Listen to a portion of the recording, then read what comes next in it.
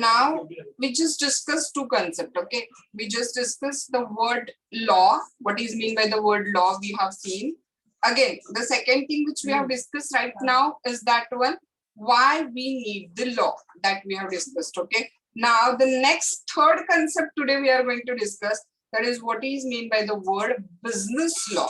Because as you are aware, the name of our paper is a business law and business correspondence reporting. Okay. And all 5 topics inside this business law we are going to discuss relates to the commercial and business transaction. Okay. So next term we are going to see, and that next term is the what is mean by the word business law. ये term हम लोग क्या कर रहे हैं यहाँ पे discuss कर रहे हैं. So third concept we are going to deal. That third concept is a business law. Now what this particular word business law stands for? देखो, business law is the body of a law. Business law of course law का एक हिस्सा है ना, simple सी बात है. जैसे हम लोग ना फैमिली लॉ बोलते हैं, फिर हम लोग फैमिली लॉ में हिंदू सक्सेशन एक्ट की बात करते हैं. हाँ, हम लोग फैमिली लॉ में Parsi and Christian succession law की बात करते हैं. हाँ, हम लोग फैमिली लॉ में फिर मुस्लिम सक्सेशन लॉ की बात करते हैं.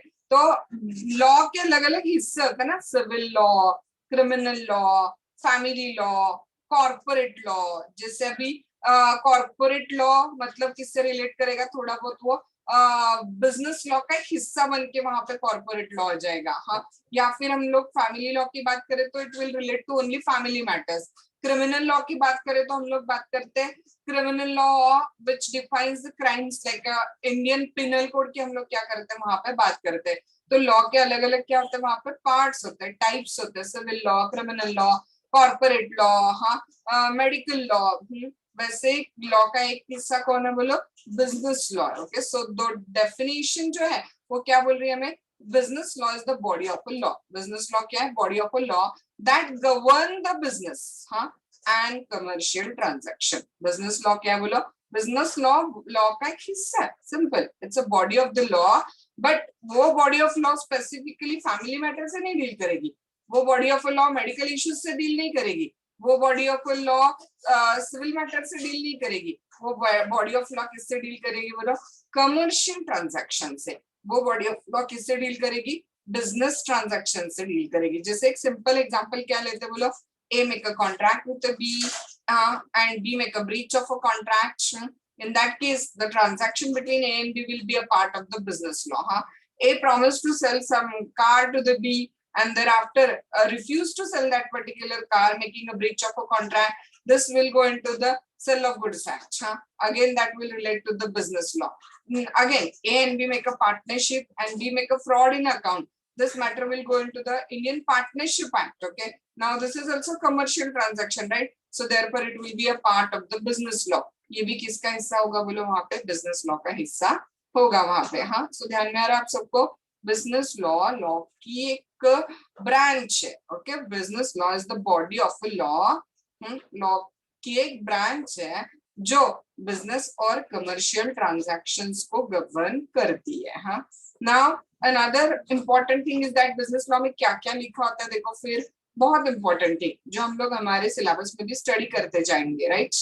Business law lays down the rights. जैसे देखो, एक सिंपल चीज आपको बताती हूँ, जब हम पार्टनरशिप एक्ट को ओपन करेंगे, मैंने स्पेसिफिकली पार्टनरशिप एक्ट का नाम लिया क्योंकि पार्टनरशिप एक्ट आप लोग पढ़ चुके हो, right.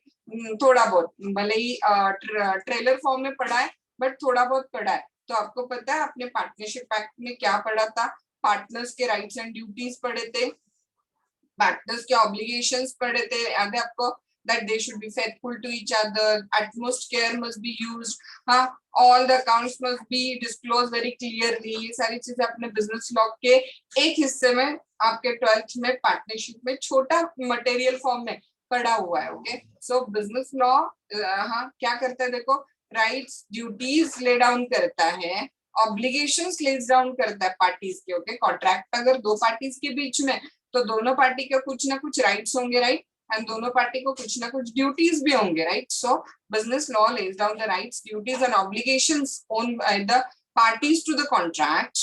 It will define the areas of the law relevant to the world of business. Only business related world के laws and उन लोगों के rights and duties जो business में involved है, and the rights of the people who engaged within it. इसमें दिया होगा बोलो, बिजनेस लॉ में वहां पे दिया हुआ होगा। एंड में बिजनेस लॉ हमारे राइट्स ड्यूटीज बताता है, हमारे ऑब्लिगेशंस बताता है, हमारे मतलब किसके बोलो जो पार्टीज टू कॉन्ट्रैक्ट है वहां पे। हाँ, बिजनेस लॉ हमारा area of law relevant to the world of business बताता है। उस बिजनेस वर्ल्ड मधले लोगों के जो राइट्स है वो भी क्या करता है वहां पे बिजनेस लॉ को बताता है। तो वेरी सिंपल चीज यहाँ पे मेंशन की गई है, business law means a body of a law जो कमर्शियल और बिजनेस ट्रांजैक्शंस को गवर्न करती है। और उस बॉडी ऑफ अ लॉ में क्या लिखा होता है बोलो, बिजनेस लॉ के rights duties obligations of the parties to contract. Business world के लोगों के जो ड्यूटीज है, उनका जो एरिया ऑफ लॉ है वो बिजनेस लॉ में क्या किया जाता है, बताया जाता है। तो लॉ मीन्स एक जनरल चीज हो गई, लॉ ऑफ इंडिया। हाँ, फिर लॉ ऑफ इंडिया में क्या गया बोलो, हमने डिस्कस किया rules regulations which are set by some higher authority to maintain the peace, order, stability, security etc in the society, right? And law का एक हिस्सा कौन है बोलो, business law। और business law क्या करते हैं बोलो, it's a organ of the law, it's a part of the law and which govern the commercial and business transactions। मतलब क्या डिस्कस किया हमने, business law यहाँ पर डिस्कस किया। Okay, now your CA foundation syllabus of business law is included of the total 5 acts। Act का spelling ACTS, acts, total 5 acts। If we are talking about single act, then it will be act।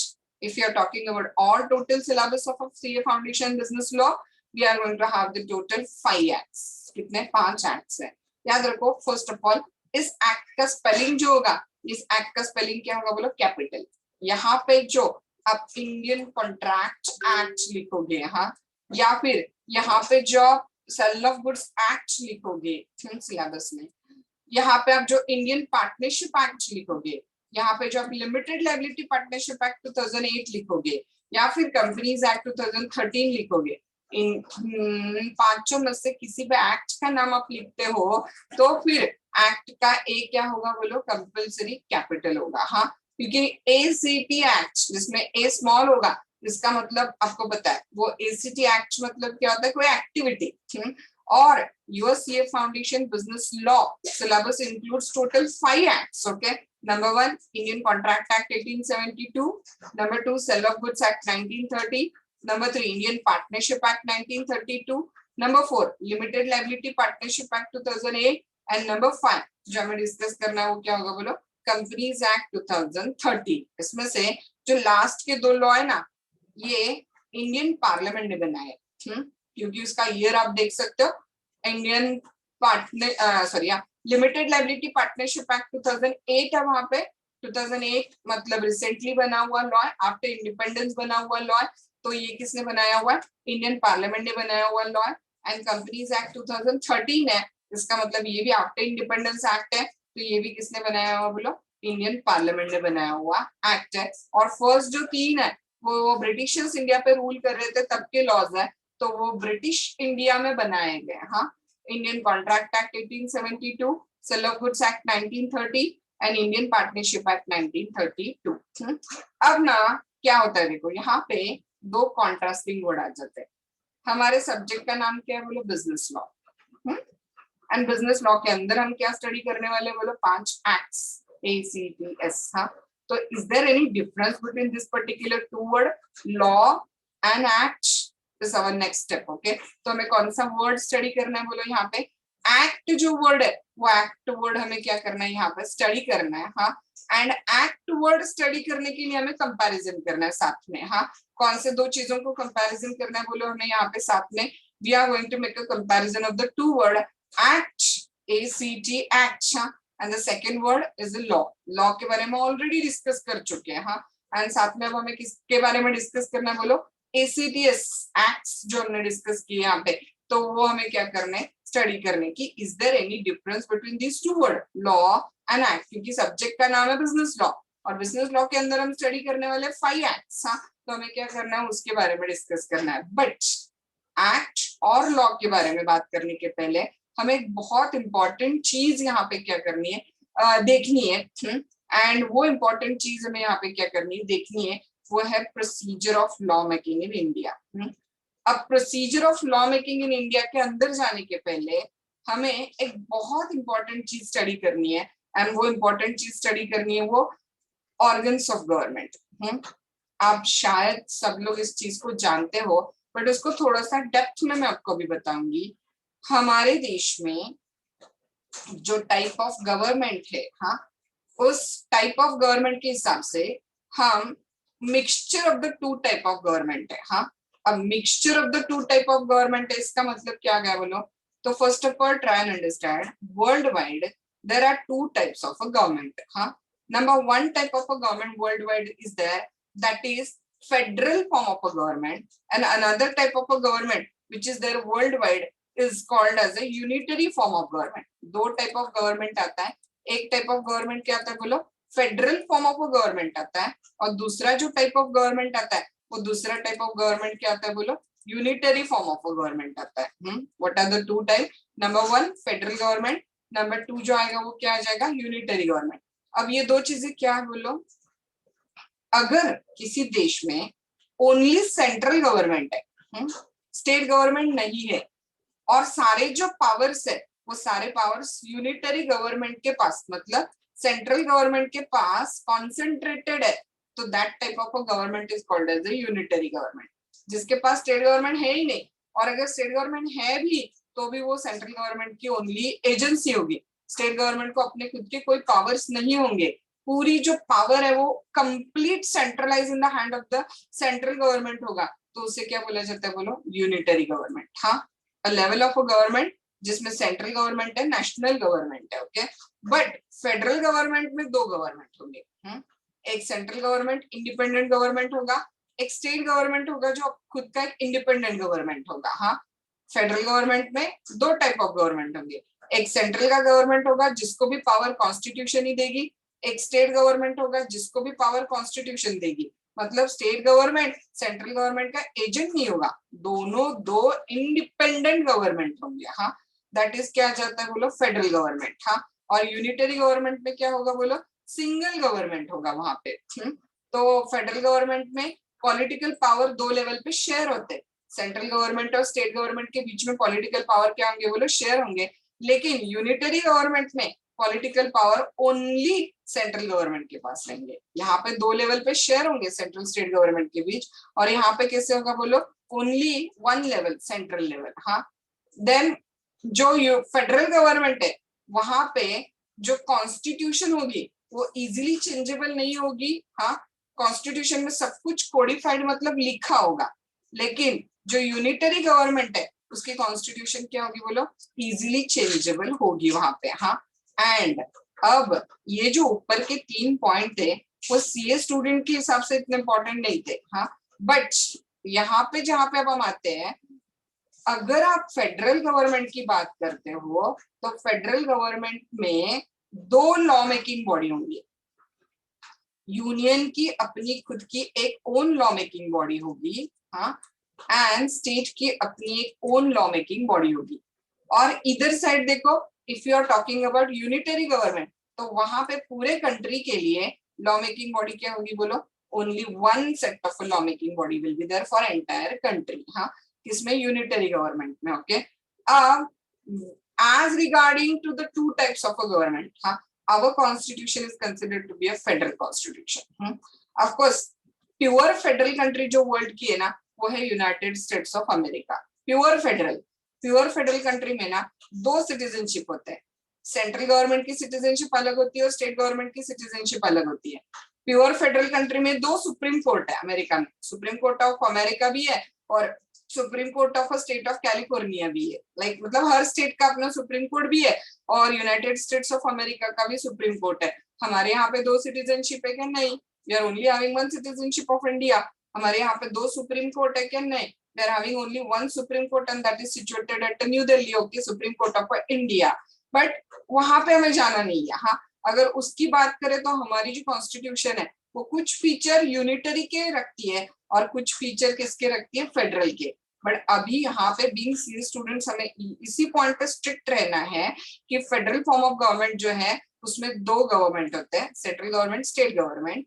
दोनों autonomous independent government होते हैं और दोनों की law making body अलग अलग अपनी अपनी लॉ मेकिंग बॉडी है। हाँ, दोनों को अपनी अपनी एक लॉ मेकिंग बॉडी क्या की गई है, वहां पे दी गई है। अभी आपको एक पॉइंट बता के मैं आपको यहाँ पे छोड़ती हूँ और हम लोग वापस हमारे मेन पॉइंट पे जाते हैं ऊपर। हमारे देश के लिए, एंटायर कंट्री के लिए लॉ मेकिंग बॉडी कौन है बोलो? Parliament of India. अगर इंडिया के लिए लॉ बनाना है, जैसे अगर हम बात करें तो कंपनीज एक्ट 2013 जो बना, वो कंपनीज एक्ट 2013 किसने बनाया बोलो? पार्लियामेंट ऑफ इंडिया ने बनाया। हाँ, and if we talk about law for that state only, अगर हम किसकी बात करते हैं कि उस पर्टिकुलर स्टेट के लॉ की बात करते हैं, तो उस पर्टिकुलर स्टेट का लॉ कौन बनाता है बोलो? State legislature. Words note down करके रखो। हाँ, उस पर्टिकुलर स्टेट के लिए अगर लॉ कोई बनाता है तो कौन लॉ बनाता है? स्टेट लेजिस्लेचर लॉ बनाता है। और कंप्लीट कंट्री के लिए लॉ कौन बनाता है बोलो? पार्लियामेंट क्या करता है? वहां पे लॉ बनाता है। तो हम लोग आज regarding the law making procedure बात करें तो कैसे बोलो? फेडरल है। हाँ, क्योंकि हमारे यहाँ पे दो गवर्नमेंट है, सेंट्रल गवर्नमेंट है, स्टेट गवर्नमेंट है, और दोनों की अपनी अपनी अलग डिफरेंट लॉ मेकिंग सिस्टम वहां पे दी गई है।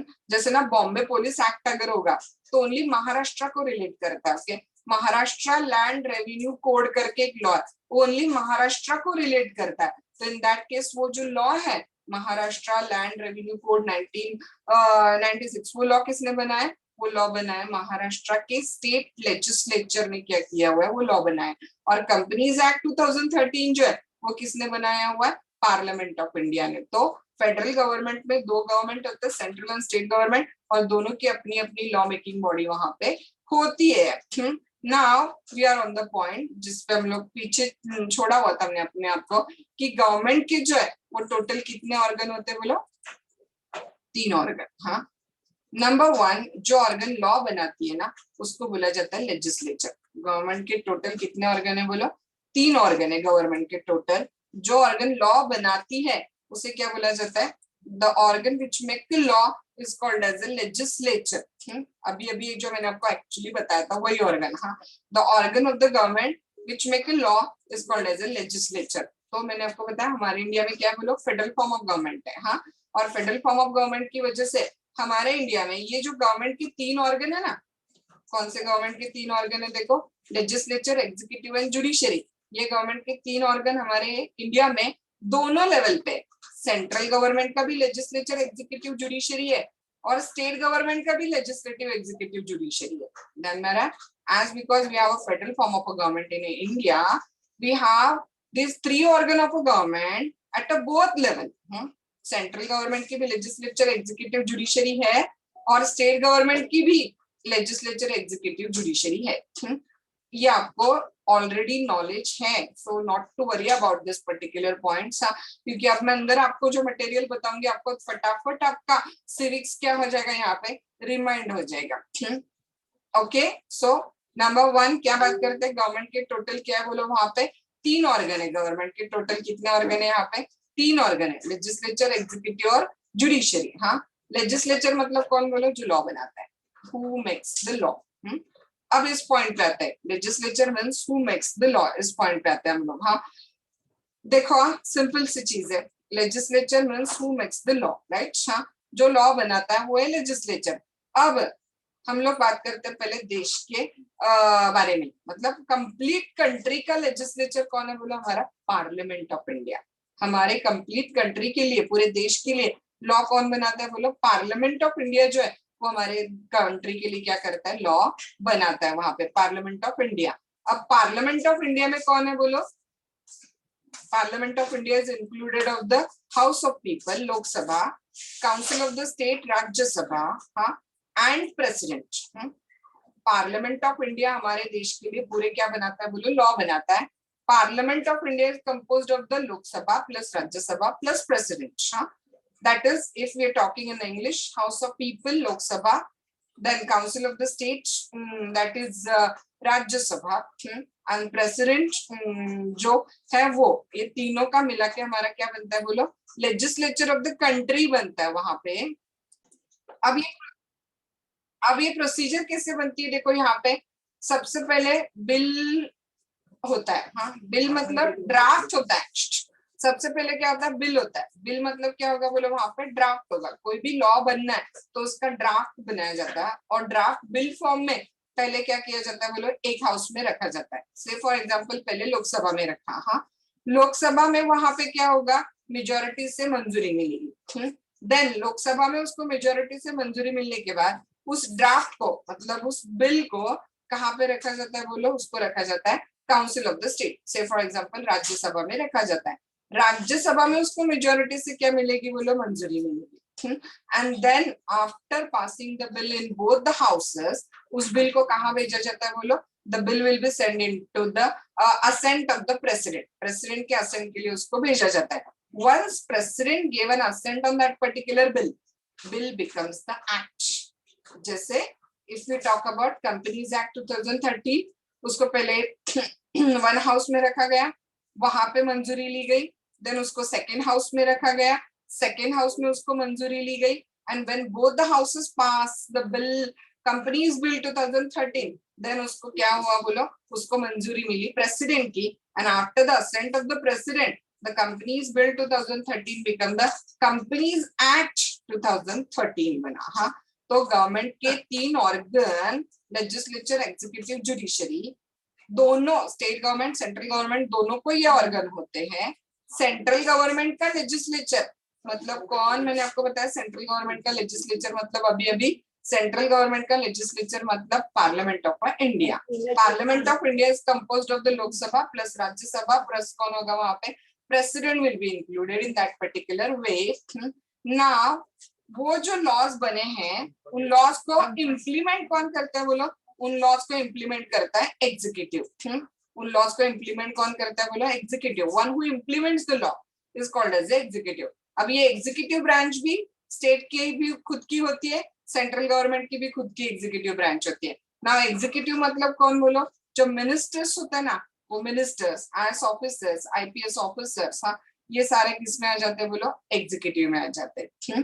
एंड देन गवर्नमेंट की तीसरी ऑर्गन, किसी ने अगर उस लॉ को तोड़ा, हाँ, तो जस्टिस और उस लॉ के इंटरप्रिटेशन के लिए जो गवर्नमेंट की थर्ड ऑर्गन है, वो थर्ड ऑर्गन कौन है बोलो, judiciary. Now judiciary makes the role of interpretating the law. उस लॉ का सही मतलब सही सिचुएशन में कौन निकालता है वहां पे, जुडिशरी। इंटरप्रेट करना मतलब लॉ का सही मतलब फाइंड आउट करना। और एक्चुअली केसेस किसके पास जाते हैं बोलो, झगड़ा होने के बाद में जुडिशरी के पास ना। तो जुडिशरी उस लॉ का सही मीनिंग सही सिचुएशन में अप्लाई करके क्या करती है, जस्टिस देने का काम करती है। हाँ, नाउ जुडिशरी आपको पता है, सेंट्रल की जुडिशरी मतलब कौन होगा, एट द एंड कौन है, सुप्रीम कोर्ट। और फिर हाई कोर्ट से लेकर सारी जो नीचे की जुडिशरी है, हाई कोर्ट, डिस्ट्रिक्ट कोर्ट, हाँ, हमारा लोकल सिविल कोर्ट, ये सारा किस में आ जाता है बोलो, स्टेट जुडिशरी में आ जाता है। ओके, सो वापस एक बार देखो, लॉ ये एक बहुत जनरल टर्म है। वापस एक बार देखो, लॉ एक बहुत जनरल टर्म है।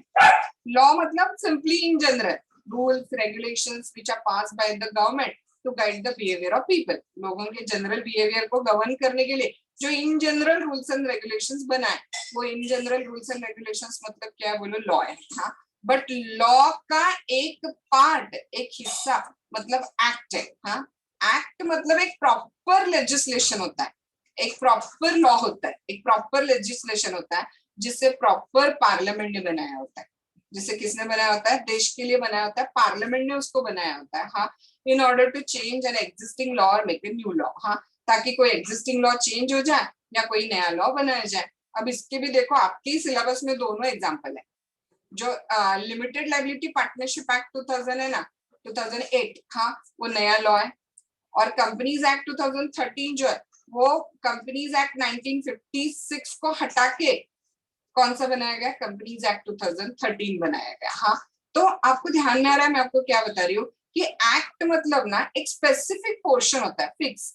Now when we talk about the law of India, it general term, it included the family law, business law and all that, etc. Even when we talk about the business law, it is also general term because business law is included of the many laws. Huh? But when we talk about the Indian Contract Act, huh? It is a very specific portion of the law act passed by the parliament. किस चीज के लिए बनाया गया बोलो वो to deal with a specific portion of the law. जैसे contract act only contract से डील करेगा, पार्टनरशिप एक्ट ओनली पार्टनरशिप से डील करेगा, कंपनीज एक्ट ओनली कंपनीज से डील करेगा. So when we talk about the word law, it's just a general word, but when we talk about the word act, a capital, when we talk about the act मतलब क्या होगा बोलो, ये एक specific legislation है on a specific topic, उस particular topic पे बनाया गया specific legislation है. हाँ, law in general term है ना, तो सबको पता ही होता है कि laws को follow करना है, but act तब तक पता नहीं चलता लोगों को तब जब तक वो bill passed in the parliament and then become the law. हाँ, पार्लियामेंट में पास होगा एंड देन वो क्या बनेगा बोलो, लॉ बनेगा. हाँ, लॉ एक्ट में कन्वर्ट हो जाएगा. Now more general and simple to understand. In general law understand करना इजी होता है, बट जो एक्ट होता है ना, partnership act, limited liability partnership act, companies act, वो स्पेसिफिक होता है क्योंकि limited liability partnership only limited liability से डील करेगी, general partnership only general partnership से डील करेगी. मतलब एक्ट जो होगा ना, companies act, partnership act, limited liability partnership act, आगे जाके इन फ्यूचर आप सारे लेबर लॉज पढ़ोगे जैसे कि समझो मिनिमम वेजेस एक्ट, तो वो पर्टिकुलर एक्ट एक पर्टिकुलर टॉपिक से डील करेगा. वो जो पर्टिकुलर एक्ट होगा वो क्या होगा बोलो, उस पर्टिकुलर टॉपिक से ही डील करेगा वहां पे. हाँ, सो इन जनरल आपको क्या करना है, वहां पे एक्ट जो होता है ना वो आपको बहुत मोर स्पेसिफिकली बताता है कि उसको कैसे फॉलो करना है. आप नहीं फॉलो करोगे तो आपको क्या पनिशमेंट होगी, ये एक्ट में डिटेल में दिया होगा. और लॉ के बारे में इन जनरल होता है ना, आपको बिजनेस ट्रांजैक्शन में बिजनेस लॉ फॉलो करना है, that's it. So law in general directly tell the people what should and what not to should be done. लेकिन एक्ट ऐसे नहीं होता. एक्ट एक पर्टिकुलर टॉपिक पे है ना, मिनिमम वेजेस है, ओनली वेजेस से डील करेगा. हाँ, कॉन्ट्रैक्ट एक्ट ओनली कॉन्ट्रैक्ट से डील करेगा. तो कॉन्ट्रैक्ट के बारे में हर डिटेल, उस कॉन्ट्रैक्ट लॉ को एनफोर्स कैसे करना है, नहीं करोगे तो क्या होगा, हर डिटेल किस में दी होगी बोलो, एक्ट में दी होगी. तो आपको ध्यान में आ रहा है, लॉ एक बहुत जनरल टर्म है. We generally say the law of India. It included business law, family law, civil law, criminal law, etc. But वो लॉ जब उस देश के एक हायर अथॉरिटी एक प्रॉपर प्रोसीजर फॉलो करने के बाद पार्लियामेंट बनाती है, हाँ, दोनों हाउसेस में वो पास होता है, उसको प्रेसिडेंट की असेंट मिल जाती है, तो वो लॉ क्या बन जाता है बोलो, वो बन जाता है act. Indian contract act, Indian partnership act, sale of goods act, companies act, आगे जाके आपको पेमेंट ऑफ वेजेस एक्ट, हाँ, income tax act, sale tax act, GST, ये सारी चीजें ACT एक्ट कब बनी बोलो, जब उसको पहले बिल फॉर्म में दोनों हाउसेस में पास करके लिया गया, प्रेसिडेंट की असेंट मिली, और एक्ट एक स्पेसिफिक ब्रांच होती है, उस पर्टिकुलर टॉपिक से रिलेट करती है, और उस पर्टिकुलर टॉपिक को इन डिटेल में एक्ट में क्या किया होता है बोलो, बताया होता है. तो एक बार एक्ट बन गया ना, तो इसका मतलब वो क्या बन गया बोलो, स्टैट्यूट. एक्ट को ही और एक नाम क्या है, स्टैट्यूट, क्योंकि बहुत जगह पे ये वर्ड आएगा, फिर स्टूडेंट्स को डाउट आ जाता है कि अब ये क्या टर्म है वहां पे. हाँ, तो एक्ट जब बनता है तो वो क्या बन जाता है बोलो, स्टैट्यूट. हाँ, तो स्टैट्यूटरी मतलब something which is created from the act. Okay, statute मतलब क्या है, देखो then it's a written law passed by the legislative body. आपको अब ये भी बताया, कंट्री की लेजिस्लेटिव बॉडी कौन है बोलो, parliament of India. Parliament of India में कौन है, लोकसभा राज्यसभा प्लस प्रेसिडेंट. और स्टेट की लेजिस्लेटिव बॉडी कौन बताया था, नाम मैंने आपको, स्टेट लेजिस्लेचर. अगर महाराष्ट्र की बात करें तो महाराष्ट्र में स्टेट लेजिस्लेचर कौन है बोलो, विधानसभा plus Vidhan Parishad plus governor. हाँ, लेजिस्लेटिव असेंबली मतलब विधानसभा, लेजिस्लेटिव काउंसिल मतलब Vidhan Parishad, and then governor मतलब फर्स्ट बिल कहाँ पे रखा जाएगा बोलो, किसी भी एक हाउस में रखा जाएगा. एग्जाम्पल के लिए लेते हैं हम लोग, लेजिस्लेटिव असेंबली में रखा मतलब विधानसभा, देन दूसरे हाउस में वहां पे उसको रखा गया, जब फर्स्ट हाउस में उसको मंजूरी मिली मेजोरिटी से, दैट इज लेजिस्लेटिव काउंसिल में रखा गया, विधान परिषद. हाँ, देन दोनों हाउसेस में मेजोरिटी से मंजूरी मिलने के बाद उसको कहा गया, भेजा गया गवर्नर की साइन के लिए, और गवर्नर ने साइन दे दी तो बिल क्या बन गया बोलो, एक्ट बन गया. And once it become the act, वो क्या बन गया फिर स्टैट्यूट वहां पे बन गया। हाँ, तो दो लेवल ऑफ गवर्नमेंट इंडिया में है, सेंट्रल स्टेट। सेंट्रल गवर्नमेंट की लॉ मेकिंग बॉडी मतलब लेजिस्लेचर, कौन है बोलो, सेंट्रल गवर्नमेंट की लॉ मेकिंग बॉडी मतलब parliament of India, and state government की लॉ मेकिंग बॉडी मतलब कौन है बोलो, स्टेट लेजिस्लेचर। स्टेट गवर्नमेंट के लिए क्या करता है, वहां पे लॉ बनाता है। वंस हाँ वो बिल जो कच्चा मसूदा ड्राफ्ट हाँ दोनों हाउसेस में मंजूर होके प्रेसिडेंट की साइन से या नीचे स्टेट गवर्नमेंट में गवर्नर की साइन से पास हो गया, तो बिल क्या बन जाता है, एक्ट। एक्ट फिर क्या बन जाता है, स्टैट्यूट।